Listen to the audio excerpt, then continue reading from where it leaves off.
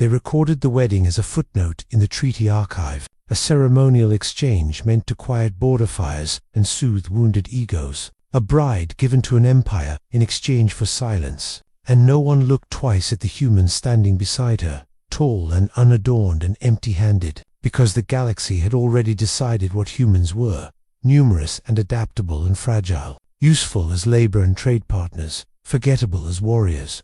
And so the hook was set before the first vow was translated, the lie accepted by every watching court, the idea that peace had been purchased cheaply. The bride had been raised for this moment, trained in the language of compromise and the rituals of surrender. She wore the living silk of her people and carried the weight of 1,000 expectations. Her advisors whispered that the human consort was a symbol only, a clause given flesh, a gentle creature whose presence would humanize the accord and bind the border clans. She studied him from the corner of her eye as the halls rang with applause, noticing the scars mapped along his forearms, the stillness that did not belong to fear, and the way his gaze never settled but measured distances and angles and exits. They told her he was a miner by trade, a citizen drafted into diplomacy because humans believed in shared burdens. They told her his world had known war, but only among themselves. Crude wars fought with smoke and steel and short lives. Nothing like the disciplined annihilation perfected by the great armies. She nodded because nodding was expected, and because the alternative was to scream that something about him did not fit the script. The calm that felt like coiled wire, the silence that hummed. The first night passed without incident, the second with banquets and blessings, the third with news. A rival coalition had rejected the treaty, declaring the marriage an insult, demanding the bride be returned, and the humans surrendered for judgment. Their fleets crossed the border in a ceremonial show of force, banners lit and weapons hot, the council chambers filled with controlled panic. The elders spoke of concessions and time, of buying delay while evacuations began. The bride listened and felt the old lessons rise: bend and endure, yield to survive. The human listened to, standing at the edge of the chamber as if he belonged there by accident. When the council asked what Earth would contribute to the defense, he answered softly that Earth would not send fleets, that treaties were not shields, that the border would be tested before dawn. And when asked what he proposed, he said only that he would go.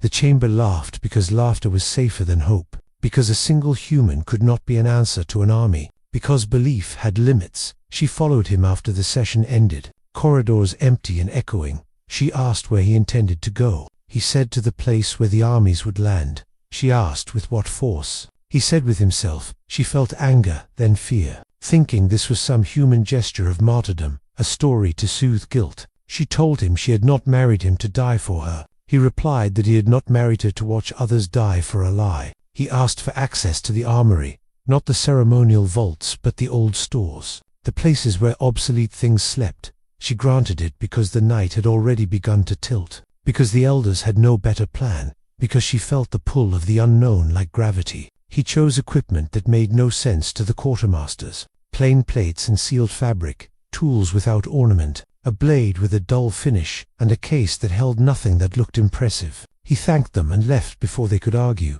They watched the horizon together from a high balcony as the first ships broke atmosphere, the sky folding round their descent.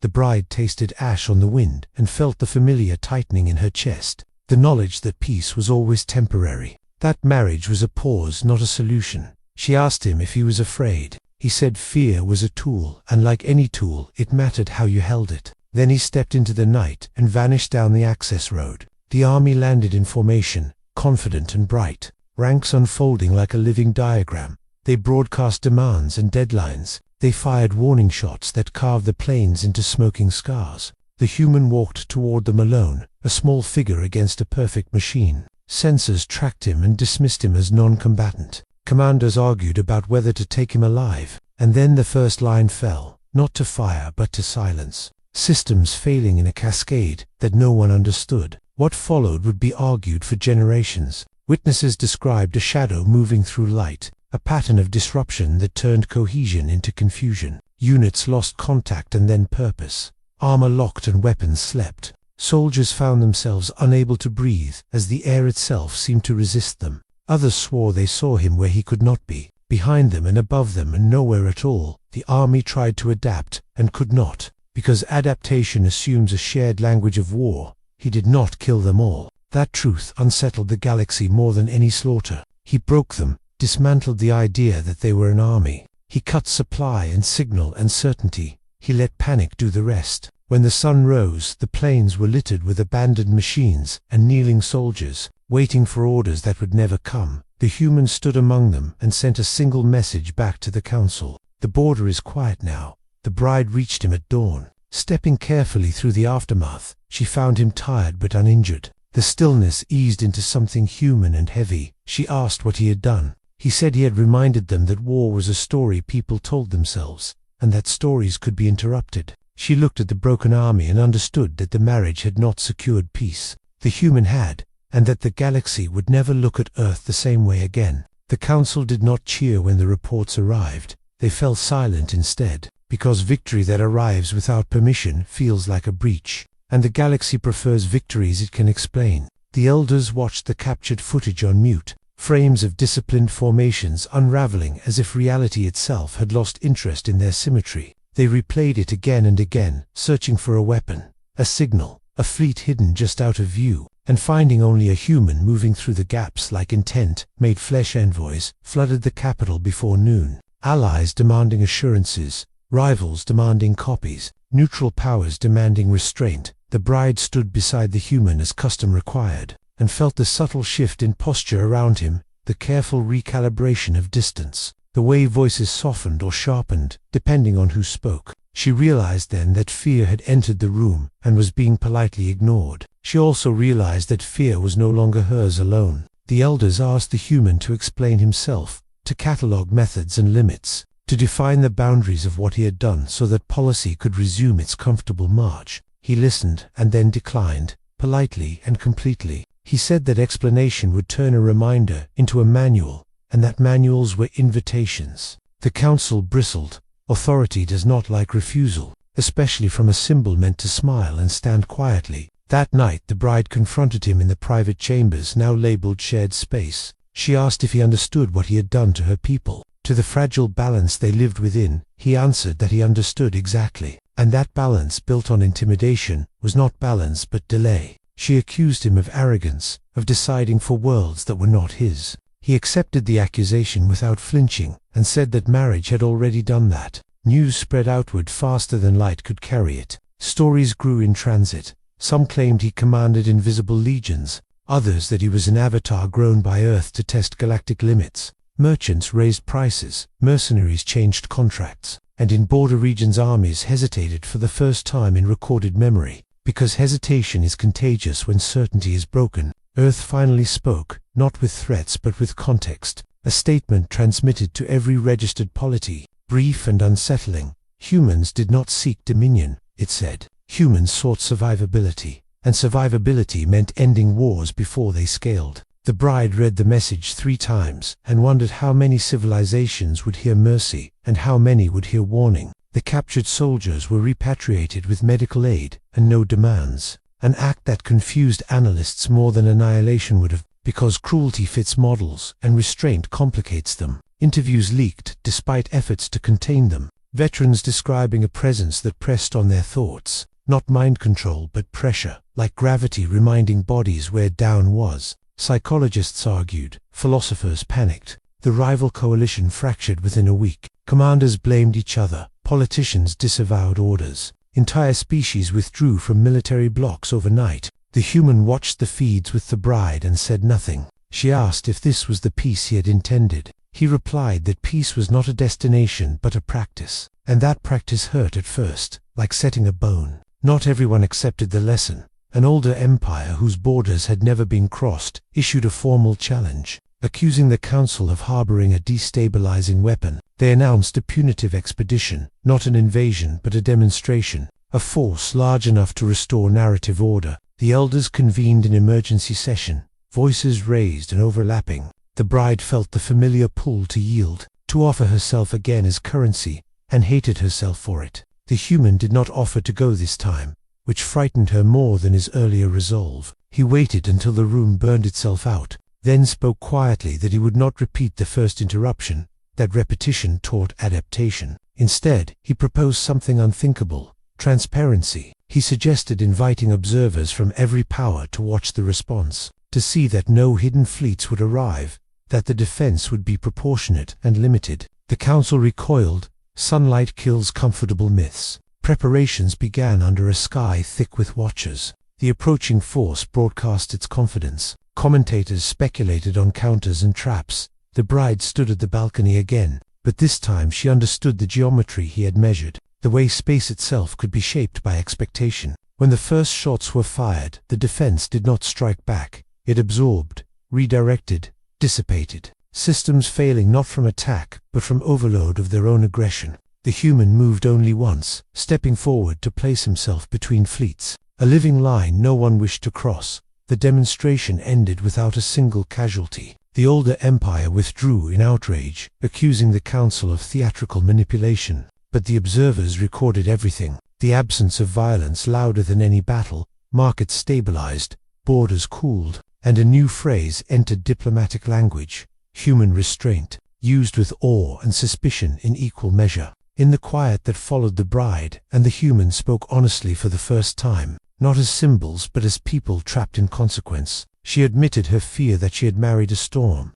He admitted his fear that storms were sometimes necessary to clear the air. They laughed at the symmetry and then fell silent, because laughter does not solve gravity. She asked what would happen when someone finally decided to test him properly, with methods he had not anticipated. He answered that someone always did, and that anticipation was less important than adaptability. She asked if Earth would stand with her world if that test came. He said Earth already was, not because of treaties or marriages, but because shared risk creates shared fate. As the days turned into weeks, the capital learned to live with the weight of attention. Children played at being human by standing very still. Poets wrote about the quiet between strikes, and the bride began to see her role differently, not as a sacrifice but as a bridge, one that required maintenance and honesty. She stood beside him in council and spoke when she had once remained silent. Far away in darker spaces, watchers took notes and drew conclusions of their own. Plans nested within plans, because the galaxy does not surrender its habits easily.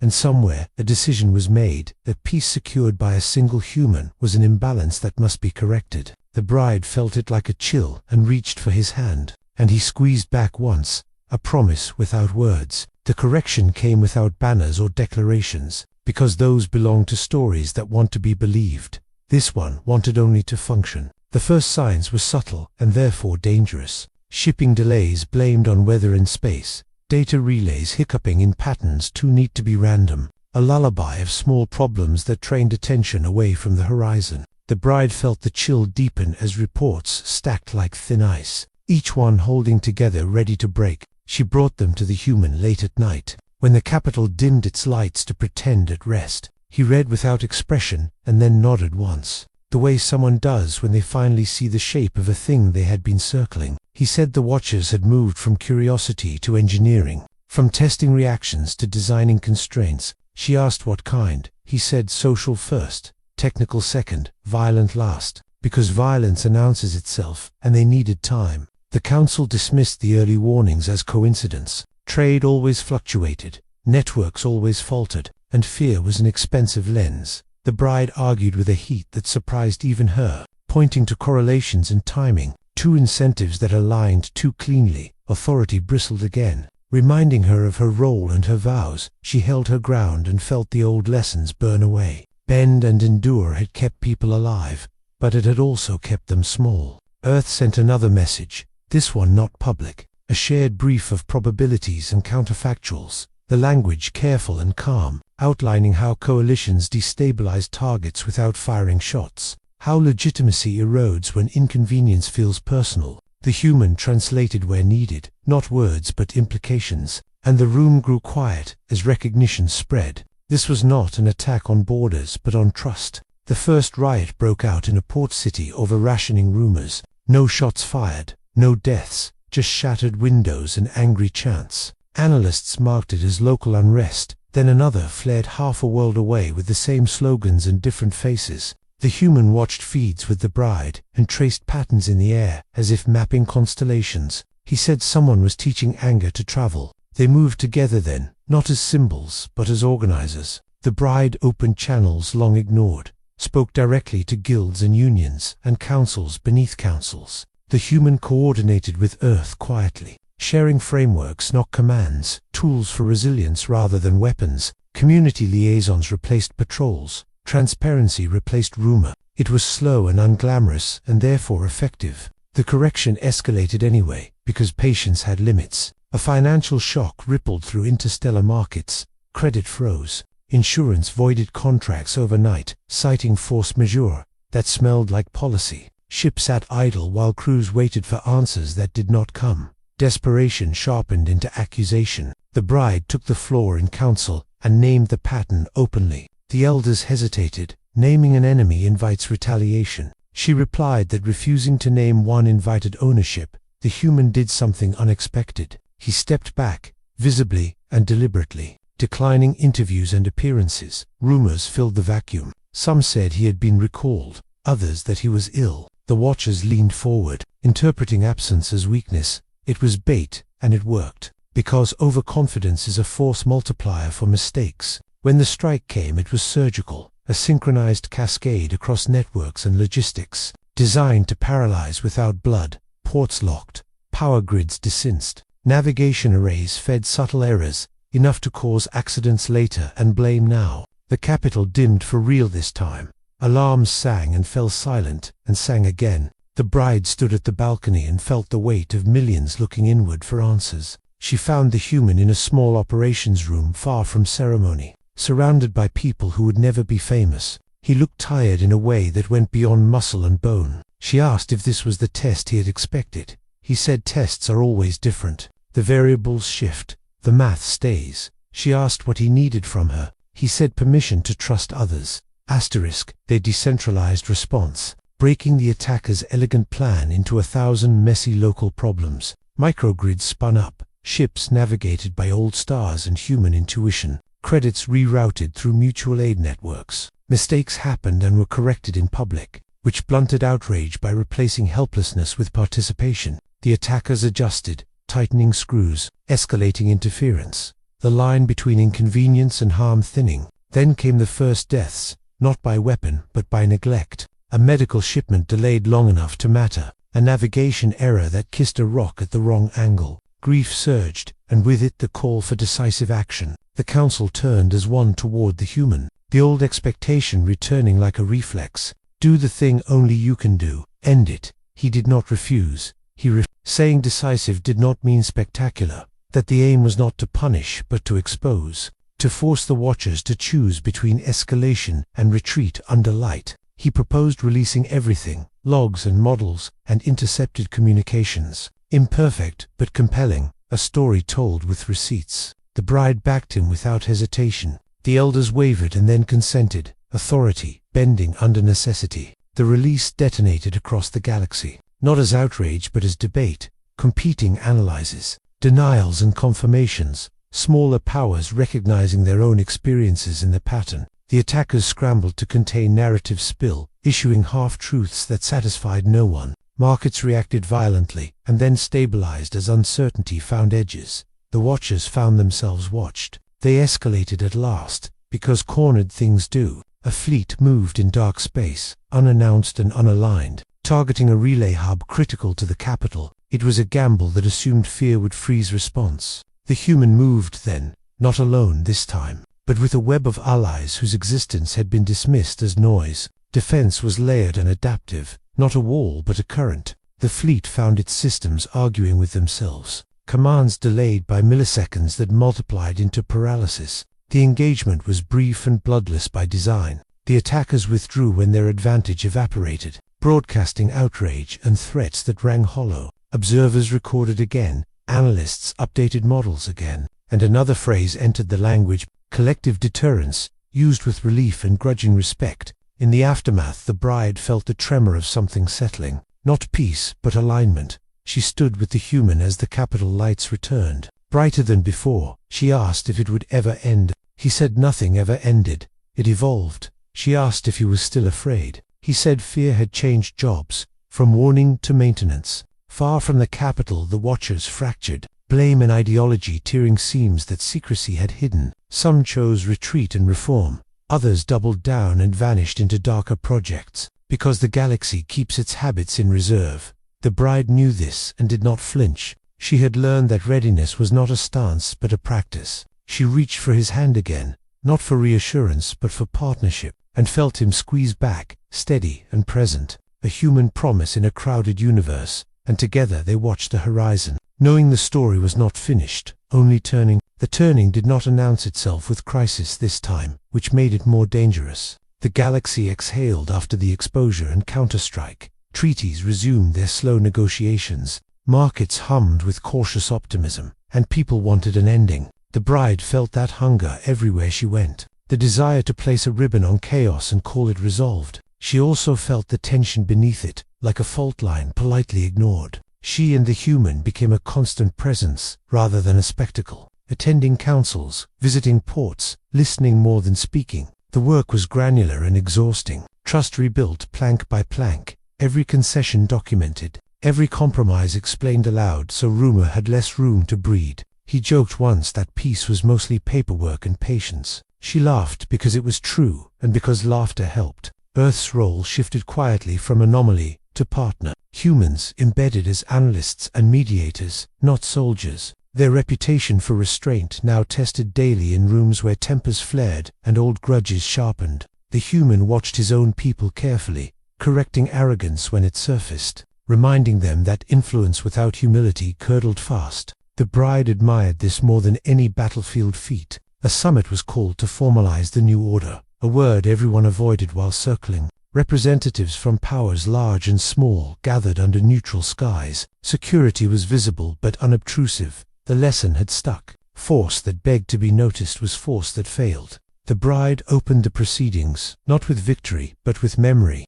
naming the costs paid by those who never made headlines. The room listened. The opposition arrived, fractured but present, factions seeking others testing boundaries. The human met them without heat, acknowledging grievances without validating methods. The exchange was tense and necessary, because exclusion hardens enemies, while inclusion complicates them into neighbors. By the third day, working groups formed across old lines, progress measured in inches. Not everyone accepted the direction. A splinter group attempted a final provocation, a strike meant to embarrass rather than destroy. It fizzled under layered defenses and rapid transparency. The perpetrators found themselves isolated within hours, condemned not by enemies but by former sympathizers tired of being used. The bride watched this unfold with a strange calm. Deterrence had become cultural. The summit concluded with a framework rather than a proclamation. Principles for survivability and restraint, mechanisms for rapid mediation,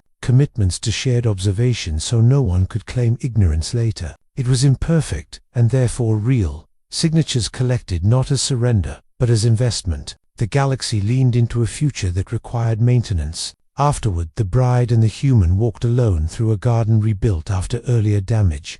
New growth threaded through old stone. She asked if he regretted how it began, the marriage as currency, the lie that peace could be purchased with a person. He said regret was a luxury he examined but did not indulge. Beginnings mattered less than trajectories. She said she regretted her own readiness to yield. He replied that yielding had kept her alive long enough to choose differently. They spoke of returning agency to those who had been managed by crisis, of stepping back so systems could stand without them. The idea frightened them both. Symbols are hard to retire, expectations cling, but dependency was another kind of violence. They agreed to make themselves smaller in public, while strengthening what remained, a paradox that felt right. Time passed in uneven strides. Anniversaries of the wedding came and went with less ceremony each year, replaced by quiet dinners and shared jokes about seating charts and translation errors. The galaxy adjusted to the idea that the human was not a singular solution, but a participant in a larger pattern.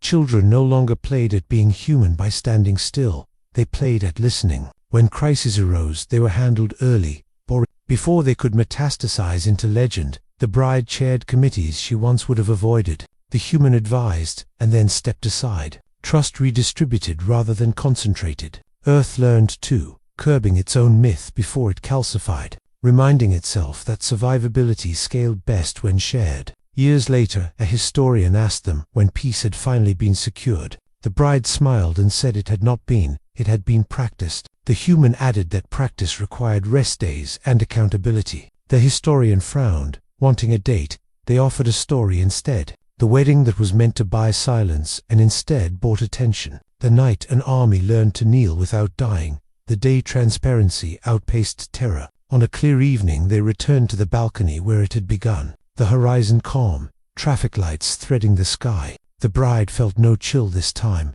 only the familiar weight of responsibility. She asked him if he would choose the same path again, knowing the cost. He said he would choose the same values and let the path follow. She took his hand and felt the steady squeeze. Below them the city breathed, alive and imperfect. Peace not as a statue but as motion, maintained by countless hands. The marriage no longer a symbol of surrender but of shared risk and shared work. The galaxy watched less and participated more. And in that shift, the human's greatest act became invisible. The refusal to be the center. They stood there until the stars emerged, neither heroic nor afraid, just present, and that presence, unremarkable and earned, proved harder to shatter than any army.